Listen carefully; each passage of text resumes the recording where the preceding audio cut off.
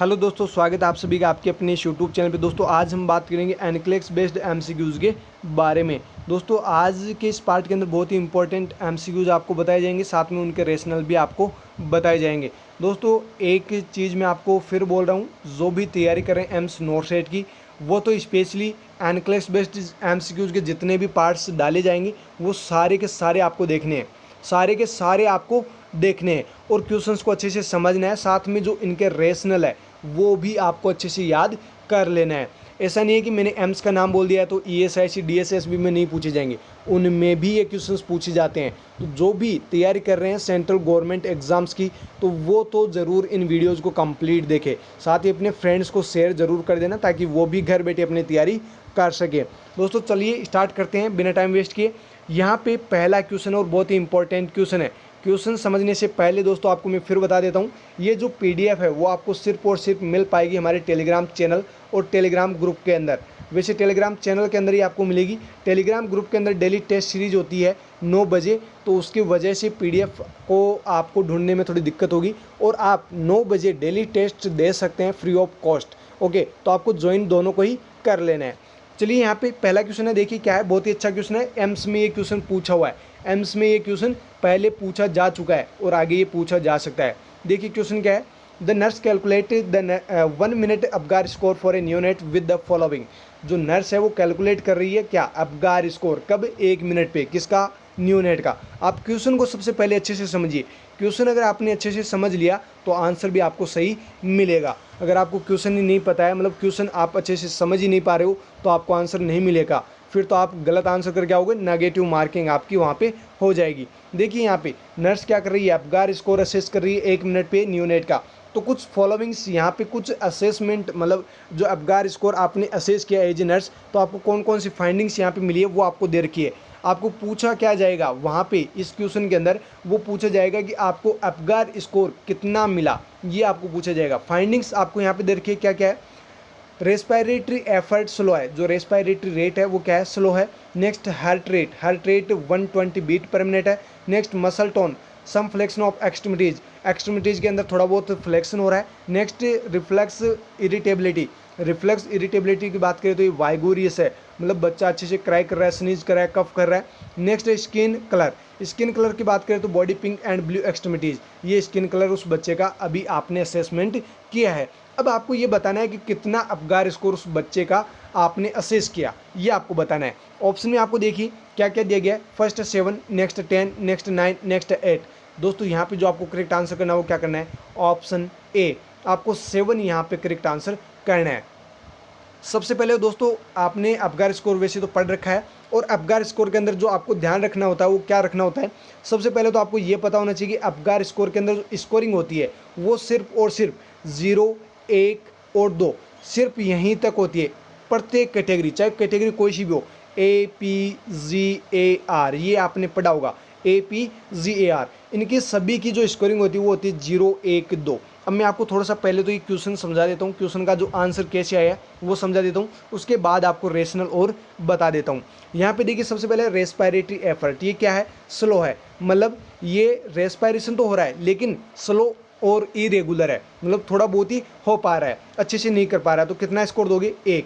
Next है heart rate 120 beat per minute, यानी कि 100 बीट पर मिनट से ज़्यादा क्या है, हार्ट रेट है, तो कितना स्कोर दोगे, 2। वैसे मैं अभी आपको रेशनल में समझाऊंगा, टेंशन ना लो, यहाँ पे समझ लीजिए किस प्रकार से ये 7 आया है। Next muscle tone, some flexion of extremities, जो एक्सट्रीमिटीज है उसके अंदर थोड़ा बहुत फ्लेक्शन हो रहा है, मतलब फ्लेक्शन तो हो रहा है, तो 1 नंबर आपको यहाँ पे देना है। नेक्स्ट रिफ्लेक्स इरिटेबिलिटी, मतलब बच्चा अच्छे से क्राई कर रहा है, स्नीज कर रहा है, कफ कर रहा है, मतलब अच्छे से कर रहा है, तो 2 यहाँ पे स्कोरिंग आपको देनी है। Next body pink and blue extremities, यानी जो बेबी का स्किन का कलर है वो कैसा है, बॉडी पिंक है और ब्लू एक्सट्रीमिटीज है, तो कितना स्कोर देना है, 1। अब आप इनको काउंट कीजिए, कितना आता है आपके सामने, 7। यहाँ पे आप काउंट करके देख लीजिए, 7 स्कोर आपके सामने आ जाएगा। तो उम्मीद करता हूँ यहाँ तक तो आपको समझ में आ गया होगा, यहाँ तक तो आपको समझ में आ गया होगा कि किस प्रकार से 7 स्कोरिंग यहाँ पे आई है। अब चलिए मैं आपको रेशनल समझाता हूँ कि अबगार स्कोर में ये जो स्कोरिंग होती है वो किस प्रकार से आपको याद करनी होती है, किस प्रकार से निकालनी होती है। देखिए सबसे पहले समझिए जो अबगार स्कोर वो क्या है, Apgar score is a quick test performed on the baby at 1 to 5 minute after birth. यानी जो अपगार स्कोर है वो एक प्रकार का क्विक टेस्ट होता है जो जन्म के जस्ट 1 से 5 मिनट के अंदर अंदर डिटरमाइन किया जाता है। नेक्स्ट यहाँ पे देखिए, the first minute score determine how well the baby tolerate the berthing process. दोस्तों यहाँ पे एक चीज़ और ध्यान रखना, आपको पूछी जा सकती है कि जो आप अपगार स्कोर लेते हो वो 2 बार लेते हो, एक तो 1 मिनट पे, एक लेते हो आप 5 मिनट पे। अब आपको ये पूछा जा सकता है कि 1 मिनट पे जो आपने अपगार स्कोर लिया है वो क्यों लिया है, ये आपको पूछा जा सकता है। आपको ये भी पूछा जा सकता है कि आपने 5 मिनट पे अपगार स्कोर लिया है तो वो क्यों लिया है, आपने 5 मिनट पे ही क्यों नहीं लिया, आपने सिर्फ और सिर्फ 1 मिनट पे ही क्यों नहीं लिया, ये आपको पूछा जा सकता है। दोस्तों यहाँ पे देखिए लाइन में क्या बोल रहा है, 1 मिनट स्कोर डिटरमाइन। देखिए जो पहली मिनट पे जो आप अपगार स्कोर यहाँ पे बच्चे का जो असेस कर रहे हो वो क्यों कर रहे हो, वो आप इसलिए कर रहे हो जो बर्थिंग प्रोसेस हुई है बेबी की उसने कितना क्या टॉलरेट किया है, ये आप असेस कर रहे हो उस बच्चे में अपगार स्कोर से। ओके, नेक्स्ट देखिए, the 5 minute score tells the health care provider how well the baby is doing outside the mother's womb. जो आप 5 मिनट पे स्कोर लेते हो, जो आप 5 मिनट पे अपगार स्कोर लेते हो, वो अपगार स्कोर आप किसको बताते हो, फिजिशियन को, या फिर जो वहाँ पे हेल्थ केयर प्रोवाइडर होता है उसको आप बताते हो कि बेबी वोम से बाहर निकलने के बाद यानी कि एक्सटर्नल एनवायरनमेंट के अंदर कितना क्या वो मतलब एक्सटर्नल एनवायरनमेंट को टॉलरेट कर पा रहा है, कितना क्या वो एक्टिविटी वगैरह कर रहा है, मतलब अपगार स्कोर कितना क्या उसका आ रहा है, वो आप हेल्थ केयर प्रोवाइडर को बताते हो और उस बेबी का जो अपगार स्कोर है वो आप चेक करते हो कितने मिनट पे, 5 मिनट पे। तो उम्मीद करता हूँ ये भी आपको समझ में आ गया कि 1 मिनट पे क्यों करते हो, 5 मिनट पे क्यों करते हैं। अब देखिए जो स्कोरिंग है वो तो मैंने आपको बताई दी है, 0 1 2, 0 और 1 और 2, ये स्कोरिंग ये आपको ध्यान में रखनी है, मतलब चाहे कोई सी भी कैटेगरी हो, सभी कैटेगरी के लिए क्या है 0 1 2 स्कोरिंग रहेगी। अब देखते हैं परफेक्ट स्कोर की बात करें तो आपको बताना है 10। अगर अपगार स्कोर 10 या इससे ज़्यादा है तो आपकी क्या है परफेक्ट स्कोरिंग है, ये मतलब यहाँ पे वेल है, बेबी क्या है वेल है, विच मैं आपको अलग से एक बार बता दूंगा कैसे कैसे क्या होता है। नेक्स्ट कैटेगरी वाइज जो स्कोरिंग है वो देख लेते हैं। देखिए यहाँ पे रेस्पिरेटरी रेट, जो रेस्पिरेटरी एफर्ट है, अगर ब्रीदिंग नहीं कर पा रहा बेबी तो कितने स्कोर दोगे 0, अगर स्लो एंड इरेगुलर है तो कितने स्कोरिंग दोगे 1, अगर स्ट्रॉन्ग क्राई कर रहा है तो स्कोरिंग कितनी दोगे 2। तो आपको क्वेश्चन में क्या बोला गया था, क्वेश्चन में आपको बोला गया था स्लो एंड इरेगुलर, वहाँ पे सिर्फ वर्ड आपको स्लो भी मिल सकता है और इरेगुलर भी मिल सकता है, तो आपने स्कोरिंग कितनी दी 1। इसी प्रकार से आपको यहाँ पे कंप्लीट जितना मैं बता रहा हूँ आप खुद यहाँ पे देख के कर सकते हो, मतलब जो क्वेश्चन आपको दिए जाए वो आप सोल्व कर सकते हो। देखिए नेक्स्ट यहाँ पे है हार्ट रेट बाय स्टेथोस्कोप। जब आप स्टेथोस्कोप से हार्ट रेट असेस कर रहे हो तो ये देखिए कितने कितने कैसे कैसे स्कोरिंग आपको देनी है। देखिए हार्ट रेट अगर नहीं है, मतलब हार्ट रेट बेबी के अंदर आपको बिल्कुल भी नहीं सुनाई दे रही तो स्कोरिंग दे दीजिए 0। अगर 100 बीट पर मिनट से कम स्कोरिंग है तो कितनी देनी है 1, अगर 100 बीट पर मिनट से ज़्यादा है तो स्कोरिंग कितनी देनी है 2। और आपको क्वेश्चन में क्या बोला गया था 120 BPM, 120 BPM मतलब 100 से ज़्यादा, तो स्कोरिंग आपने कितनी दी 2। इस प्रकार से है ना। नेक्स्ट देखिए muscle tone loose and floppy, तो आपको स्कोरिंग देनी है 0। सम टोन, नेक्स्ट यहाँ पे सम टोन अगर है तो 1 आपको स्कोरिंग देनी है, 2 कब देनी है एक्टिव मोशन में, तो आपको वहाँ पे क्या बोला था सम फ्लेक्शन इन द एक्सट्रीमिटीज़ बोला था ना, तो वहाँ पे आपको स्कोरिंग कितनी देनी थी 1। क्वेश्चन की बात करूँ मैं साथ ही साथ आप समझते रहिए। नेक्स्ट है रिफ्लेक्स इरिटेबिलिटी या फिर ग्राइमेसी रेस्पॉन्स, नो रिएक्शन, कोई रिएक्शन नहीं है, कोई रिफ्लेक्स नहीं है, 0 दे दीजिए। ग्राइमेसी थोड़ी बहुत रिफ्लेक्स आ रहे हैं, 1 स्कोर दे दीजिए। अगर बच्चा अच्छे से क्राई कर रहा है, स्नीज कर रहा है, कफिंग कर रहा है तो 2 स्कोरिंग दे दीजिए। वाइगोरियस वर्ड आपने पढ़ा होगा अभी क्वेश्चन के अंदर, तो वहाँ पे वाइगोरियस जो वर्ड है उसका मतलब है कि 2 स्कोरिंग वहाँ पे आपको देनी थी। ओके, नेक्स्ट यहाँ पे देखिए स्किन कलर, पेल ब्लू अगर कलर है तो 0 स्कोरिंग देनी है। Pink blue and extremities blue, body pink and extremities blue है तो 1 स्कोरिंग देनी है। 2 स्कोरिंग कब देनी है जब पूरी बॉडी कैसी हो पिंक हो, तो यहाँ पे आपको क्या दिया था body pink and extremities blue, तो वहाँ पे भी स्कोरिंग कितनी देनी थी 1। इस प्रकार से आप वापस फिर से आप काउंट करके वापस अपना असेसमेंट कर सकते हैं, उस क्वेश्चन को वापस एनालाइज कर सकते हैं। तो इस प्रकार से आपको ये स्कोरिंग याद रखनी है और इस प्रकार से जब आप स्कोरिंग करेंगे तो आपके सामने आंसर क्या आएगा 7 स्कोर यहाँ पे आ जाएगा। नेक्स्ट क्वेश्चन देखिए, बहुत ही अच्छा क्वेश्चन है। When the nurse enters a patient room to administer insulin, nurse patient के रूम के अंदर एंटर हो गई है और वो क्यों गई है उस पेशेंट के पास में, उस पेशेंट को इंसुलिन देना है। अब आगे देखिए क्या पूछ रहा है, in the patient is an awkward position in her bed, जो पेशेंट उस बेड के ऊपर है, जो उस रूम के अंदर बेड के अंदर जो पेशेंट लेटा हुआ है वो कैसे कैसे लेटा हुआ है, मतलब असुविधाजनक, मतलब पेशेंट अनकंफर्टेबल फील कर रहा है, वो मतलब अपनी सही पोजीशन में नहीं लेटा हुआ है। ओके, अब आगे क्या पूछा गया है, vote should the nurse do first, वहाँ पे नर्स सबसे पहले क्या करेगी, मतलब नर्स पेशेंट के रूम के अंदर गई, वहाँ पे इंसुलिन उस पेशेंट को देना है, और जो पेशेंट है वो ऐसी पोजीशन में है कि ना तो आप इंसुलिन दे सकते, और पेशेंट भी अनकंफर्टेबल फील कर रहा है, मतलब अनकंफर्टेबल ही है वो अच्छे से, मतलब वहाँ पे जो भी मतलब वो वहाँ पे रेस्ट कर रहा है तो वो अच्छे से वो अपनी पोजीशन के अंदर नहीं है। कुल मिला के बात ये है कि आप सबसे पहले वहाँ पे क्या करेंगे, इंसुलिन का इंजेक्शन देंगे या फिर पोजीशन आप चेंज करेंगे। क्वेश्चन में देखिए ऑप्शन में आपको क्या क्या बोला गया, first verify the patient name, क्या आप वहाँ पे जाके पेशेंट का नाम वेरीफाई करेंगे। नेक्स्ट एडमिनिस्टर इंसुलिन, क्या आप इंसुलिन वहाँ पे जाके इंजेक्शन लगा के वापस आ जाएंगे। Next reposition the patient, position जो पेशेंट की पोजीशन है वो आप चेंज करेंगे। Next check the patient ID band, क्या आप पेशेंट का आईडी बैंड चेक करेंगे। तो एज ए नर्स आप वहाँ पे सबसे पहले क्या करेंगे, ऐसे क्वेश्चंस बार बार पूछे जाते हैं एम्स के एग्जाम में। देखिए दोस्तों, यहाँ पे जो आपको करेक्ट आंसर करना है वो क्या करना है, option third, reposition the patient, सबसे पहले आपको यही काम करना है। पेशेंट कैसा है, अवेकवर्ड यानी असुविधाजनक पोजीशन के अंदर वो बेड पे लेटा हुआ है, तो सबसे पहले तो पेशेंट को कंफर्टेबल पोजीशन दीजिए, पेशेंट को ऐसी पोजीशन दीजिए ताकि वो पेशेंट भी ठीक रहे और आप इंजेक्शन भी अच्छे से एडमिनिस्टर करके आ जाओ, है ना। तो आपको सबसे पहले पेशेंट की पोजीशन आपको चेंज करनी है, बाकी कुछ भी नहीं करना है। उसके बाद आप एडमिनिस्टर कीजिए इंसुलिन एडमिनिस्टर करने से पहले आपको क्या करना है, पेशेंट का नाम वेरीफाई करना है, बैंड आईडी बैंड आपको देखना है। लेकिन जो आपको सबसे पहले जो काम करना है वो क्या करना है, रीपोजिशन द पेशेंट। यहाँ पे रेशनल देखिए, the nurse first task is to make the patient comfortable, सबसे पहले पेशेंट को क्या करना है, आपको कंफर्टेबल देना है, मतलब पेशेंट को कंफर्टेबल आपको देना है। कैसे दोगे, पोजीशन चेंज करके।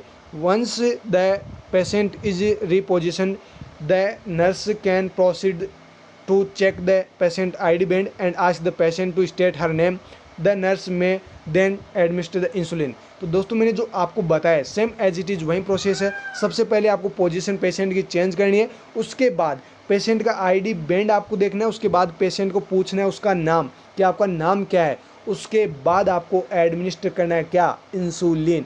इस प्रकार से आपको ये क्वेश्चन अच्छे से याद कर लेना है। इसी प्रकार से क्वेश्चंस एम्स में भी पूछे जाते हैं कि नर्स वहाँ पे सबसे पहले क्या करेगी। ओके, तो आपको याद अच्छे से इस क्वेश्चन को कर लेना है। नेक्स्ट क्वेश्चन देखिए, the nurse is providing wound care for a client with stage 3 pressure ulcer, which of the following sign indicate that the wound is healing.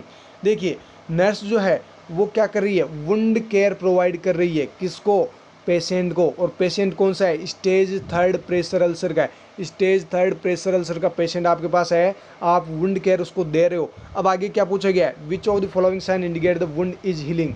आगे आपको पूछा कि कौन सा साइन इंडिकेट करेगा कि जो वुंड केयर आप दे रहे हैं उसके वजह से वुंड हीलिंग हो रही है, ये आप कैसे पता लगाओगे। ऑप्शन में देखिए, फर्स्ट है the wound bed is getting smaller, next है appearance of a serum filled blister, next skin is red and does not blanch when pressed, next eschar covered the wound area. दोस्तों यहाँ पे जो आपको correct answer करना हो क्या करना है, option first, the wound bed is getting smaller. जो वुंड बड़ा सारा बना हुआ था, जो बहुत बड़ा वुंड बना हुआ था वो थोड़ा थोड़ा क्या हो रहा है, छोटा होता जा रहा है, तो इसका मतलब वुंड हील हो रहा है ना। वुंड हील होगा तो सीधी सी बात है वो जो एरिया बड़ा था वो धीरे धीरे कम होता रहेगा। ओके, यहाँ पे रेशनल समझते हैं। According to national pressure ulcer staging system, जो national pressure ulcer staging system है उसके अकॉर्डिंग जो स्टेज 3 है उसके करेक्टरिस्टिक यहाँ पे बताए गए हैं। Full thickness skin, loss involving damage और necrosis of subcutaneous tissue that may extend down to but not through. देखिए फुल थिकनेस स्किन बर्न यहाँ पे होता है, जो स्किन स्टेज 3 होती है उसके अंदर फुल थिकनेस स्किन जो है वो लॉस होती है, साथ में नेक्रोसिस हो जाता है, कहाँ पे, सबक्यूटेनियस टिश्यूज़ के अंदर, और ये नीचे भी जा सकता है, मतलब ये जो सबक्यूटेनियस टिश्यू है उसमें जो नेक्रोसिस हुआ है वो डीपली भी जा सकता है। स्टेज 3 की यहाँ पे बात हो रही है। नेक्स्ट अंडरलाइंग फेक्सिया, यहाँ पे कुछ साइंस एंड इंक्लूड यहाँ पे दिए गए हैं, मतलब जो कुछ साइन आपको दिए गए हैं कि भाई हीलिंग हो रही है कि नहीं हो रही है, किस प्रकार से आप पता लगाओगे। द सोर गेट स्मॉलर, जो यहाँ पे प्रेशर अल्सर बना हुआ है वो धीरे धीरे क्या हो रहा है, स्मॉल हो रहा है। Next pinkish tissue starts forming along the edge, जो किनारे हैं, जो वुंड के किनारे हैं वहाँ पे पिंकिश टिश्यू कलर के जो फॉर्मेशन जो है वो बनना स्टार्ट हो जाएगा, मतलब पिंकिश कलर का जो फॉर्मेशन है वो बनना स्टार्ट हो जाएगा वहाँ पे जो किनारे हैं वहाँ पे। नेक्स्ट है मूविंग द सेंटर, और वो जो स्कार बन रहा है वहाँ पे, जो स्कार वहाँ पे बन रहा है वो सेंटर की तरफ मूव करेगा, मतलब इस प्रकार से वुंड बना हुआ है। यहाँ पे धीरे धीरे पिंकिश कलर का फॉर्मेशन हो रहा है जो वुंड हीलिंग का आपको एक इंडिकेशन दे रहा है, और ये धीरे धीरे आगे बढ़ता जा रहा है, ये सेंटर की तरफ जा रहा है ना। इस प्रकार से आपको हीलिंग का पता चल पाएगा कि हीलिंग हो रही है कि नहीं हो रही है।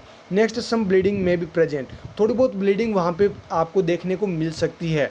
Okay, next indicating good circulation to the area, अगर आपको वहाँ पे ब्लीडिंग प्रेजेंट है, मतलब आप वहाँ पे पेशेंट को असेस करें और वहाँ पे ब्लीडिंग दिखाई दे रही है तो समझ जाइए वहाँ पे अच्छे से ब्लड का सर्कुलेशन हो रहा है, वहाँ पे अच्छे से ऑक्सीजन वगैरह मिल पा रही है। नेक्स्ट है एस्चार इज डेड टिश्यू, अब देखिए जो एस्चार है वो क्या होता है, एस्चार इज ए डेड टिश्यू, ये क्या होते हैं, मरे हुए टिश्यू होते हैं, डेड टिश्यू होते हैं। When it cover A pressure ulcer, ये भी क्या करते हैं, प्रेशर अल्सर को कवर करते हैं। The wound can not be staged, ये वुंड की स्टेज को कभी भी मतलब वुंड की स्टेज, ये वुंड की स्टेज के अंदर इंक्लूड नहीं किए जाते हैं। नेक्स्ट है skin, that is red and doesn't blanch when pressed indicate the stage first ulcer, देखिए जो स्किन है वो अगर रेड हो रखी है और अगर वो ब्लेंच नहीं हो पा रही है, जब आप प्रेस कर रहे हैं तो वो ब्लेंच नहीं हो पा रही है, तो समझ जाइए ये स्टेज फर्स्ट का अल्सर उस पेशेंट को हुआ है। नेक्स्ट है appearance of serum filled blister occurs in stage second, और जो ब्लिस्टर फॉर्मेशन होता है आपने पढ़ा होगा stage first second third, pressure ulcer आपने पढ़ा होगा उसके अंदर आपने पढ़ा होगा stage first second and third, उनके करेक्टरिस्टिक भी आपने पढ़े होंगे। तो जो ब्लिस्टर फॉर्मेशन होता है वो स्टेज सेकंड के अंदर होता है। अगर आपको ब्लेंचिंग, ये भी आपको ध्यान रखना है, स्किन रेड और ब्लेंचिंग डजेंट प्रेस्ड, तो ये आपको स्टेज फर्स्ट के अंदर आपको करनी है। नेक्स्ट क्वेश्चन देखिए, a client has a nephrostomy tube, when the nurse assists the client to ambulate, which is the best way to keep the tube safe। देखिए एक पेशेंट है जिसको नेफ्रोस्टोमी ट्यूब लगी हुई है, अब आगे देखिए क्या बोल रहा है, when the nurse assists the client to ambulate, nurse जो है वो पेशेंट को असेस कर रही है जब पेशेंट क्या कर रहा है, एम्बुलेट, एम्बुलेट का मतलब है वो वॉक कर रहा है, वहीं पे वॉक कर रहा है। ओके, आगे देखिए which is the best way to keep the tube safe, अब ये आपको पूछा गया है कि कौन सा वो तरीका है जिससे उस ट्यूब को आप सेफ रख सकते हैं, सुरक्षित आप रख सकते हैं, जब पेशेंट क्या हो, एम्बुलेट हो, उस टाइम भी वो सुरक्षित रहे। ऑप्शन में देखिए, फर्स्ट है attach the tube to a leg collection bag, next है ask the client to hold the drainage bag, next है use the walker and tie the drainage bag, next clamp the tube during ambulation. दोस्तों यहाँ पे जो आपको correct answer करना है वो क्या करना है, option first, attach the tube to a leg collection bag, जो ट्यूब लगी हुई है उसको कलेक्शन बैग जो लेग के पास में लगा हुआ है वहाँ पे उसको अटैच कर देना है, जिससे पेशेंट जब भी एम्बुलेट करे तो उससे वो ट्यूब बाहर निकलने की, मतलब बाहर ना निकले और किसी प्रकार कोई कॉम्प्लिकेशन वगैरह ना हो। चलिए रेशनल जानते हैं इसके भी। The nurse should attach the nephrostomy tube to a leg collection bag during ambulation, ambulation का मतलब होता है एबिलिटी टू वॉक, पेशेंट क्या कर रहा है वहाँ पे वॉकिंग कर रहा है, तो वॉकिंग के टाइम जो नेफ्रोस्टोमी ट्यूब लगी हुई है वो जो लेग है जहाँ पे कलेक्शन बैग लगा हुआ है वहीं से आपको अटैच कर देना है नेफ्रोस्टोमी ट्यूब को भी, जिससे नेफ्रोस्टोमी ट्यूब बाहर ना निकले और ना ही किसी प्रकार कोई कॉम्प्लिकेशन वगैरह पेशेंट के अंदर डेवलप हो। नेक्स्ट है this allows easier movements and maintains the collection bag below waist level, इससे क्या होगा, पेशेंट अच्छे से मूवमेंट भी कर पाएगा और जो कलेक्शन बैग है वो भी अच्छे से मेंटेन रह पाएगा। नेक्स्ट है the tube should not be clamped without A provider prescription, दोस्तों यहाँ पे आपको एक जो सुरक्षा बरतनी है, जो प्रिकॉशंस आपको यहाँ पे यूज़ करने हैं वो क्या करना है, अगर हेल्थ केयर प्रोवाइडर आपको नहीं कह देता है कि इस ट्यूब को क्लैंप करनी है तब तक आपको उस ट्यूब को क्लैंप बिल्कुल भी नहीं करनी है, यहीं आपको ये लाइन आपको कह रही है, तो आपको ये भी अच्छे से ध्यान रखना है। यहाँ पे देखिए next question, a client with a nasogastric tube complaints that his nasal passage is irritate. देखिए एक पेशेंट है जिसको एनजी ट्यूब लगी हुई है और वो कंप्लेन कर रहा है जो नेजल पासेज वहाँ पे इरिटेशन उसको हो रही है। आगे देखिए, विच action by the nurse is most appropriate. यहाँ पे नर्स कौन सा एक्शन लेगी, सबसे पहले यहाँ पे नर्स कौन सा एक्शन लेगी। बहुत ही अच्छा क्वेश्चन है एनजी ट्यूब से। यहाँ पे 3-4 क्वेश्चन है, 4-5 तो नहीं है लेकिन 2-3 क्वेश्चंस यहाँ पे आपको एनजी ट्यूब के मिल जाएंगे, बहुत ही अच्छे क्वेश्चंस है। ओके, यहाँ पे ऑप्शन में देखिए फर्स्ट है place the client in a lateral recumbent position. Next है give the client an ice pack to hold the his nose. Next apply water soluble lubricant to the nerves. Next है reposition the NG tube every 8 hours. दोस्तों यहाँ पे जो आपको correct answer करना हो क्या करना, option third apply a water soluble lubricant to the nares. जो नेरीज है वहाँ पे वाटर सोल्यूबल लुब्रिकेंट आपको अप्लाई करना है। दोस्तों एनजी ट्यूब से हर साल एग्जाम में क्वेश्चन पूछे जाते हैं, हर साल एग्जाम में क्वेश्चन पूछे जाते हैं। कोई सी भी एग्जाम हो, सेंट्रल गवर्नमेंट के कोई सी भी एग्जाम हो, सभी एग्जाम में एनजी ट्यूब से क्वेश्चन पूछा जाता है। चाहे इमेज बेस्ड पूछे, चाहे पर्पज पूछे, चाहे इंडिकेशन पूछे, चाहे इसके टाइप पूछे, कुछ भी क्वेश्चन करके पूछे आपको, लेकिन यहाँ से क्वेश्चन पूछा जाता है। तो यहाँ पे जो भी 2 से 3 क्वेश्चन बताए गए हैं वो सारे के सारे क्वेश्चंस आपको अच्छे से याद कर लेने हैं। देखिए यहाँ पे rationale, the nurse would apply water soluble lubricant to the irritated nares या फिर नॉस्ट्रिल्स। जो भी नॉस्ट्रिल्स इरिटेड हो रहा है वहाँ पे वाटर सोल्यूबल लुब्रिकेंट्स आपको यहाँ पे अप्लाई सबसे पहले करना है। आगे देखिए repositioning, the NG tube will not eliminate the irritation. आप अगर एनजी ट्यूब को रीपोजिशन कर रहे हैं, रीपोजिशन आप अगर एनजी ट्यूब की कर रहे हैं तो उससे जो नेरीज इरिटेशन हो रही है वो कभी भी ठीक नहीं होगी। ओके, ये आपको ध्यान रखना है। Next, placing the client in a different position और using an ice packs are not affect the client discomfort with the nasal passages. जो नेजल पासेज पे पेशेंट को मतलब कंप्लेन कर रहा है इरिटेशन की, तो क्या आइस पैक से वो ठीक हो जाएगा? नहीं होगा। आप अगर डिफरेंट पोजीशन, मान लो पोजीशन आप चेंज कर रहे हो पेशेंट की, तो भी ठीक नहीं होगा। आपको जो पहला काम जो करना होगा वो क्या करना होगा, वो आपको करना होगा वाटर सोल्यूबल जो लुब्रिकेंट है वो नेरीज के ऊपर अप्लाई कर देना है, जिससे पेशेंट को इरिटेशन नहीं होगी। नेक्स्ट क्वेश्चन देखिए, the paediatric nurse receives a 1 year old child with a hip spica cast application to treat hip dysplasia. दोस्तों यहाँ पे कौन सी नर्स है? पीडियाट्रिक नर्स है, मतलब बच्चों की नर्स है। अब जो बच्चों की नर्स है उसके पास में एक बच्चा आया है, कितने साल का? 1 साल का। 1 साल का बच्चा आया है जिसको हिप स्पाइका कास्ट लगा हुआ है। और ये जो हिप स्पाइका कास्ट जो लगा हुआ है वो क्यों लगा हुआ है? हिप डिस्प्लेसिया को ठीक करने के लिए। हिप डिस्प्लेजिया को ठीक करने के लिए उसको जो हिप स्पाइका कास्ट है वो लगाया हुआ है। अब देखिए क्वेश्चन क्या पूछा गया है, ये तो आपको पता चल गया है। ओके, यहाँ पे जो क्वेश्चन पूछा गया वो क्या पूछा गया, विच of the following nursing action should the implement for the child. यहाँ पे जो पीडियाट्रिक नर्स है वो कौन सा एक्शन यहाँ पे परफॉर्म करेगी, या कौन सा नर्स यहाँ पे जो कौन सा एक्शन है वो यहाँ पे इम्प्लीमेंट करेगी। ऑप्शन में देखिए, फर्स्ट है use the crossover for the of the cast to help turn and position the child. Next, apply water proof tape to the cast around the genital या डायपर एरिया। नेक्स्ट है apply the bed flat and turn the child from supine to prone q 4 hours, यानी कि every 4 hours. क्यों का मतलब है यहाँ पे, क्यों का मतलब है एवरी। ध्यान रखिएगा फ्रेंड्स, एनक्लेक्स बेस्ड एमसीक्यूज के अंदर ऐसे शॉर्ट फॉर्म वाले वर्ड्स भी आपको मिलेंगे।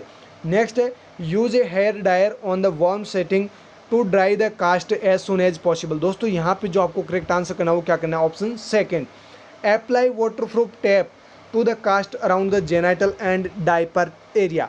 दोस्तों जो आपका पेशेंट है 1 साल का, उसके जो हिप स्पाइका कास्ट लगा हुआ है, जो हिप स्पाइका कास्ट लगा हुआ है, तो आपको क्या करना है, जो वाटरप्रूफ टेप है वो आपको अप्लाई करनी है जो जेनाइटल या फिर डायपर एरिया है वहाँ पर। क्योंकि पेशेंट को क्या है, इस बच्चे को हिप डिस्प्लेजिया हो रखा है, तो सीधी सी बात है हिप स्पाइका कास्ट हिप वाले जो रीजन है, हिप वाला जो रीजन है वहीं पर लगाया जाएगा।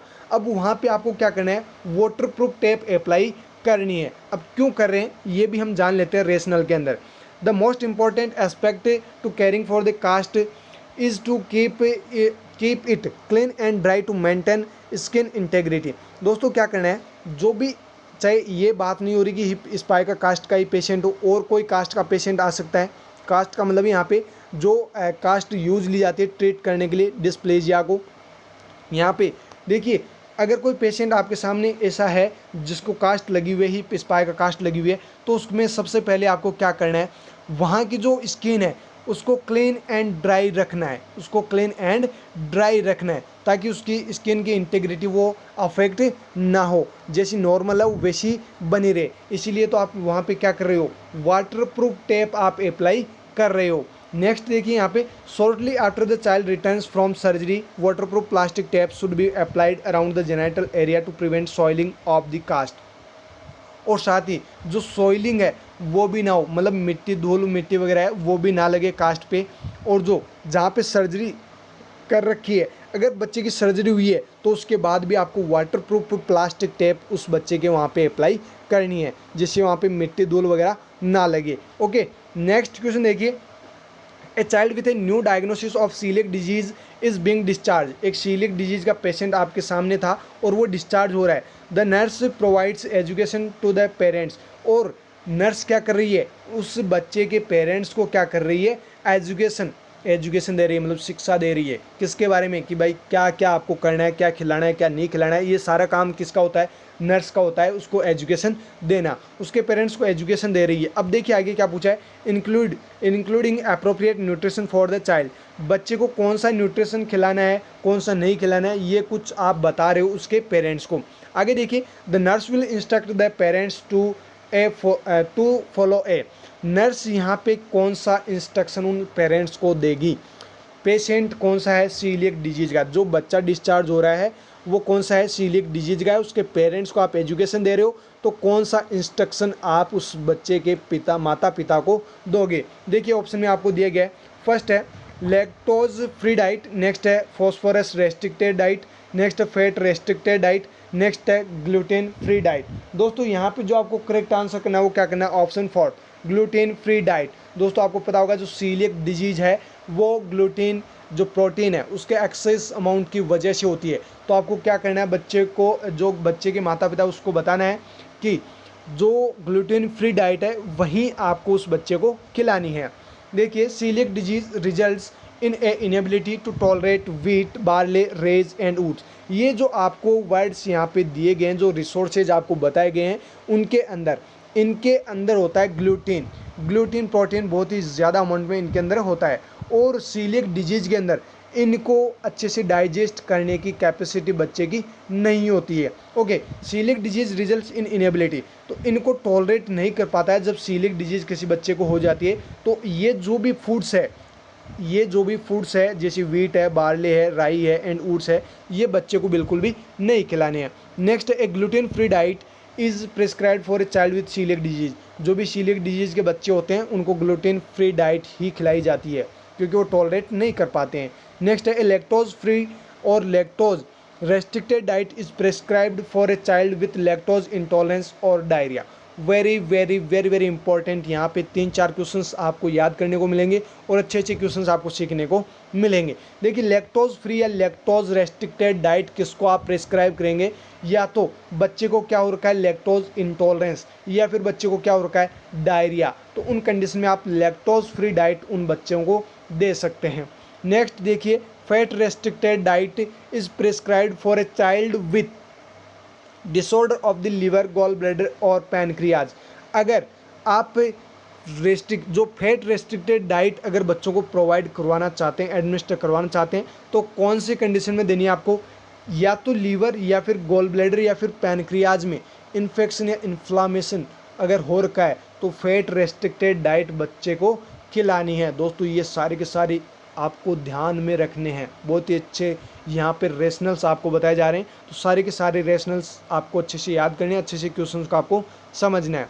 नेक्स्ट है फॉस्फोरस रेस्ट्रिक्टेड या फिर phosphorus restrictions are a part of renal diet which also limit sodium and protein.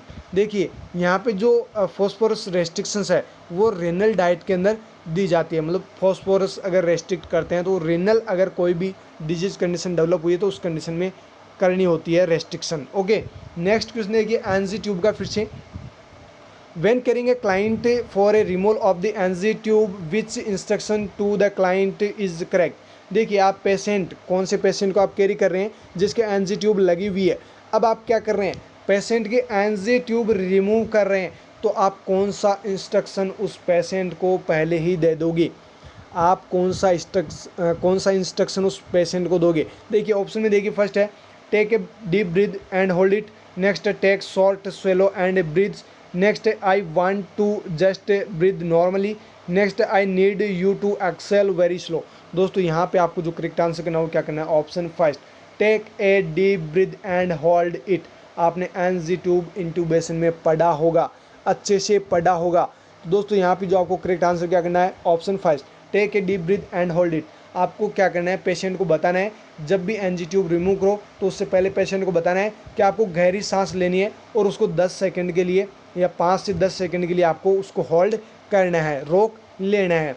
Next यहाँ पे इसी के अंदर रेशनल देखिए, holding the breath partially occlude the airway reducing the chance of aspiration. आप पेशेंट को क्यों होल्डिंग करवा रहे हैं, रेस्पायरेशन करवा के, मतलब जो इंस्पायरेशन है वो करवा के आप क्यों होल्ड करवा रहे हैं? क्योंकि पेशेंट को एस्पायरेशन के चांसेस बहुत ज़्यादा होते हैं। अगर आप डायरेक्ट रिमूव करेंगे तो पेशेंट को एस्पायरेशन हो सकता है, इसलिए पेशेंट को पहले ही बता देना है कि आपको अच्छे से ब्रीदिंग करनी है और उसको होल्ड रखनी है। नेक्स्ट यहाँ पे देखिए, when the client breathes as soon as the NG tube is out the trachea is protected from gastric contents. तो जैसे ही ब्रीथ करके पेशेंट थोड़ी बहुत होल्ड रखेगा तो उससे क्या होगा, जो ट्रेकिया है उसके अंदर गैस्ट्रिक कंटेंट्स नहीं जाएंगे और पेशेंट को एस्पायरेशन नहीं होगा। Next the options are incorrect, और बाकी जो ऑप्शंस दिए गए वो सारे के सारे क्या है, इनकरेक्ट है। ओके, नेक्स्ट क्वेश्चन देखिए second last, one of the nurse patient with NG tube for tube feeding and medications who which nursing action is appropriate when caring for this client. देखिए पेशेंट जो है कौन सा है, NG tube का ही है। यहाँ पे जो नर्स है वो क्या कर रही है, एनजी ट्यूब के पेशेंट को क्या कर रही है, ट्यूब फीडिंग और ट्यूब मेडिकेशन दे रही है। अब देखिए क्वेश्चन में आपको क्या पूछा है, व्हेन नर्सिंग एक्शन अप्रोप्रिएट, इस पेशेंट में सबसे पहले नर्स जो है वो कौन सा एक्शन यहाँ पे अच्छा रहेगा। देखिए यहाँ पे ऑप्शन में देखिए, फर्स्ट है change the tubing from the feeding queue या फिर every 48 hours, next place the bed in low Fowler position for feeding, next flush the NG tube every 4 hour with hot water, next check the area where the tape is applied. दोस्तों यहाँ पे जो आपको correct answer करना हो क्या करना है, option fourth check the area where the tape is applied. जहाँ आपने टैप लगाई है उस एरिया को आपको चेक करना है, असेस करना है। रेशनल से समझते हैं क्यों आपको असेस करना है। The nurse should change the tape 8% nose every day and assess the skin for breakdown. देखिए क्यों कर रहे हैं आप वहाँ पे उस एरिया को चेक, इसलिए कर रहे हैं ताकि वहाँ पे कोई ब्रेकडाउन तो नहीं हुआ उस स्किन के ऊपर, उसको असेस करने के लिए आपको चेक करना होता है। और डेली क्या करना होता है, जो टेप वहाँ पे लगी हुई है उस टेप को डेली चेंज करना होता है। Next tubing and feeding items are replaced every 24 hours. ध्यान रखिएगा बहुत ही इंपॉर्टेंट है, जो भी ट्यूबिंग और फीडिंग जो भी आइटम्स होते हैं उनको 24 घंटे से रिप्लेस कर लेना चाहिए, उनको प्रत्येक 24 घंटे से रिप्लेस कर लेना चाहिए। नेक्स्ट है the NG tube is flushed with warm water to avoid burning and the patient और कॉजिंग डिस्कम्फर्ट। ध्यान रखिएगा कभी भी बर्न जो वाटर है जो आप एनजी ट्यूब को फ्लश कर रहे हैं वो वार्म वाटर से कभी भी नहीं करनी चाहिए, वार्म वाटर से कभी भी एनजी ट्यूब को फ्लशिंग नहीं करनी चाहिए, क्योंकि avoid burning the patient and causing discomfort. अगर आप यानी कि यहाँ पे जो एनजी ट्यूब आप फ्लश कर रहे हैं वार्म वाटर से, उससे क्या होगा, पेशेंट को डिस्कम्फर्ट महसूस होगा और साथ में पेशेंट में बर्निंग भी हो सकती है, तो आपको वार्म वाटर से कभी भी फ्लश नहीं करना है। नेक्स्ट यहाँ पे देखिए the bed is placed in the high Fowler position for the tube feeding. तो दोस्तों यहाँ पे 4 ऑप्शन दिए गए थे, चारों का मतलब यहाँ पे बता दिया है। पहला जो आपको आंसर दिया है उसका मतलब आ गया, दूसरा जो यहाँ पे 48 आवर बता रखा है उसको यहाँ पे ये मतलब गलत आपको ऑप्शन में दे रखा है। बाकी यहाँ पे जो करेक्ट क्या होगा, प्रत्येक 24 घंटे से ट्यूबिंग एंड फीडिंग के जो भी आइटम हो वो चेंज कर लेने चाहिए। और एनजी ट्यूब जो आप फ्लश कर रहे हैं वो हमेशा कभी भी वार्म वाटर से नहीं करनी चाहिए। यहाँ पे है ना, कभी भी वार्म वाटर से, यहाँ पे दे रखा है कि हॉट वाटर से एनजी ट्यूब को फ्लश करनी चाहिए, बिल्कुल भी नहीं करनी चाहिए। ओके, प्रत्येक यहाँ पे अगर आप फ्लश कर रहे हैं तो आप एनएस से कीजिए, बाकी आप गर्म पानी से बिल्कुल भी ना कीजिए। बाकी यहाँ पे कुछ जो पोजीशन है वो भी ध्यान दीजिए। यहाँ पे लो फॉलोअर पोजीशन का बोल रखा है, तो ये ऑप्शन गलत है। यहाँ पे जो होगी वो कौन सी होगी, हाई फॉलोअर पोजीशन। जब भी आप ट्यूब फीडिंग देंगे तो हाई फॉलोअर पोजीशन पेशेंट को देनी है।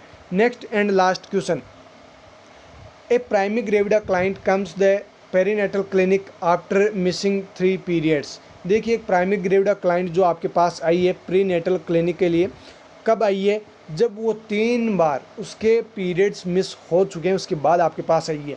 अब देखिए, after her pregnancy has been confirmed. अब वहाँ पे जब आई है उसके बाद उसको पता लग गया है कि प्रेगनेंसी क्या है, बिल्कुल कन्फर्म हो गई है कि प्रेगनेंसी अपने हो चुकी है। अब देखिए, if the clients tells the nurse that the her last period start on June 10। अब देखिए, जो नर्स के पास जो महिला आई है वो बोल रही है कि मेरे को 3 बार हो चुके हैं, मतलब 3 महीने हो चुके हैं, मेरे को मेंस्ट्रुअल ब्लीडिंग बिल्कुल भी नहीं हुई है। अब आपको पता चल गया कि ये प्रेग्नेंट तो हो चुकी है। अब वो बता रही है कि जो लास्ट मेंस्ट्रुअल टाइम है, जो लास्ट मेंस्ट्रुअल पीरियड है, वो आपको बता रही है कि लास्ट एमसी जो है वो 10 जून को आई थी।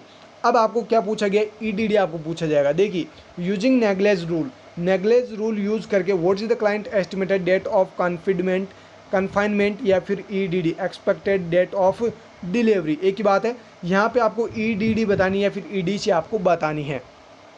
तो दोस्तों, ये नेग्लेज रूल आपने पढ़ा होगा, नेग्लेज रूल आपने अच्छे से पढ़ा होगा। 7 months plus 7 days, 9 months plus 7 days, ये आपने अच्छे से पढ़ा होगा। 9 महीने जोड़ दीजिए, साथ में 7 दिन उसके अंदर ऐड कर दीजिए, उसके बाद जो भी वैल्यू आती है वो आपकी क्या हो जाएगी, ईडीडी। देखिए, यहाँ पे ऑप्शन में दिया गया, फर्स्ट है 3 मार्च, नेक्स्ट 10 मार्च, नेक्स्ट है 24 मार्च, नेक्स्ट है 17 मार्च। दोस्तों, यहाँ पे तो देखिए, जो ऑप्शन में मार्च दे रखा है, मतलब ये तो आपको देखना ही नहीं है।